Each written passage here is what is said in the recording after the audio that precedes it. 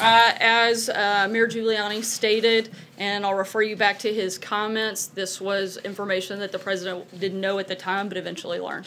Jonathan? We give the very best information that we have at the time. I do that every single day, and will continue to do that every day I'm in this position.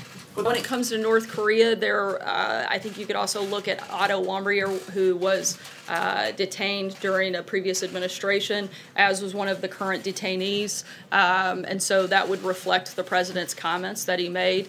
When it comes to the last instance that you mentioned, as Mayor Giuliani stated, this wasn't something that was initially known, but later learned. And again, we give the best information possible at the time, and we're going to continue to do that every single day. You started paying back Michael Cohen back in February of last year. I mean, the reimbursement was happening long before the president was asked about this. Is that a question or? But I'm saying, I mean, how could he not have known? He was paying him back. Again, I'm not going to get into those details, and I would refer you back to the statements, pretty lengthy statements made by Giuliani both last night and this morning, as well as the president's tweets where they've both spoken about that. Jim? You said on March 7th there was no knowledge of any payments from the president, and he's denied all of these allegations. Were you lying to us at the time, or were you in the dark?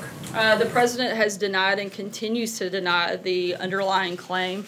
And again, I've given the best information I had at the time. And I would refer you back to the comments that you yourself just mentioned a few minutes ago about the timeline from Mayor Giuliani. That statement, but Sarah, that statement was in reference to the reimbursement, the payment. Again, I gave you the best information that I had.